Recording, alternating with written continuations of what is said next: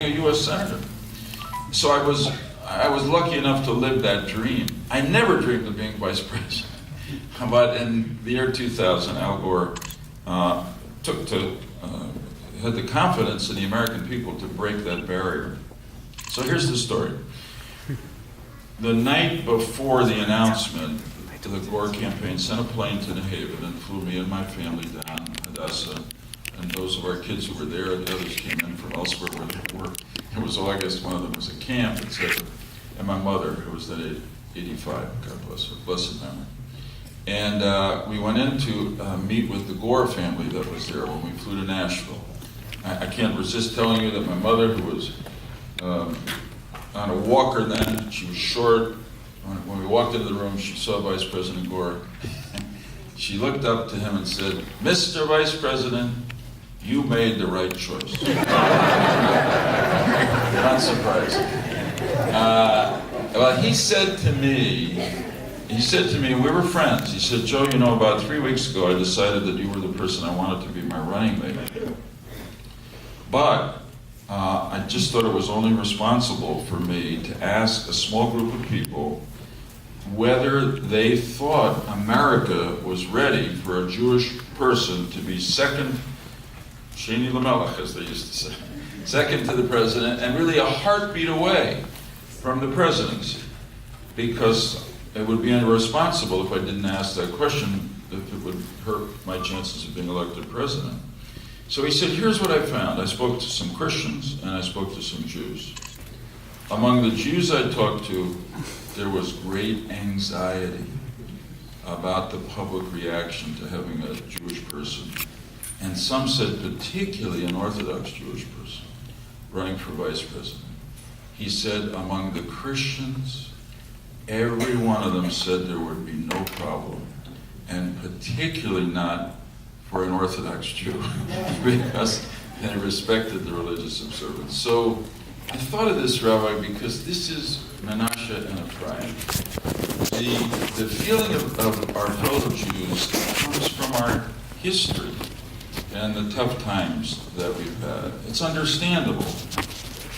But we're now, I believe, as in your lifetime, I address the students, we're in the time of Ephraim. We're in the time of opportunities. And I want to say to you all, based on the brief story I've told you of myself, and particularly as we approach a Parsha, Vayechi, which concludes the magnificent story of Joseph, the dreamer who started out as an arrogant, presumptuous, gifted but arrogant and presumptuous young man, and then was chastened by life, turned on by his brothers, falsely imprisoned, ultimately drawn out of prison to interpret Paro's dreams, and has the wisdom and humility by that time to say to Paro, "I am not going to interpret your dreams. It is God who will do that." So I want to say to you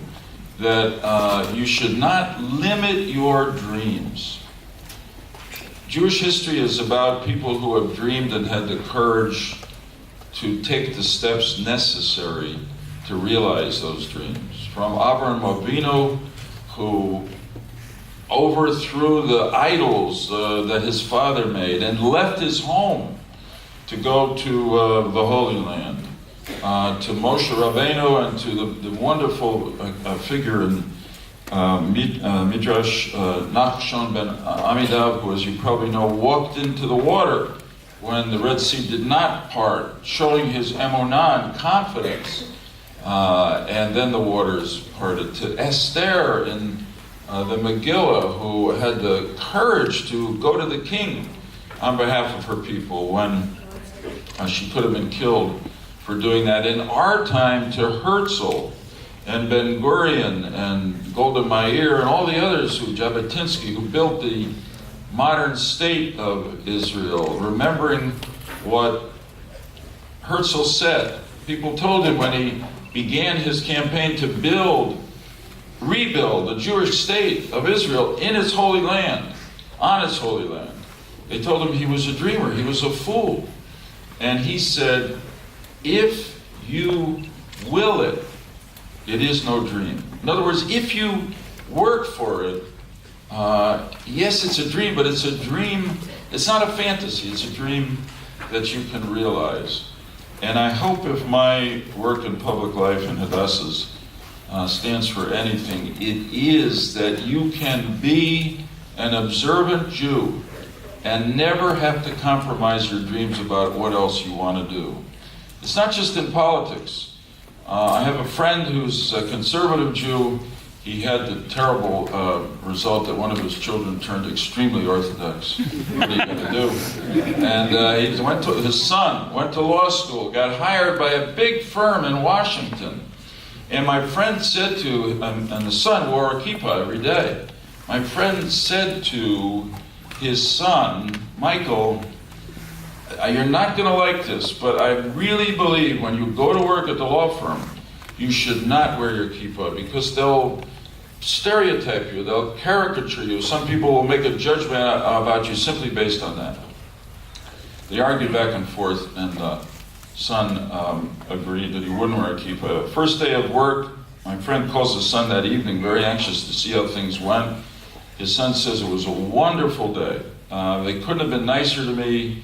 They brought me into the partner who's going to be supervising my work, and he gave me some fascinating work to do.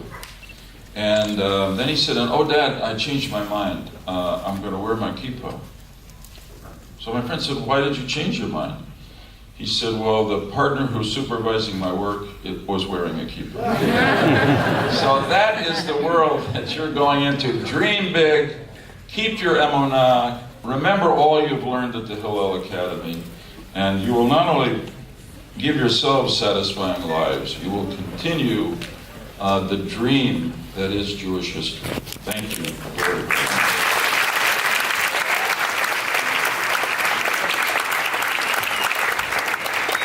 And now we have the extra special honor.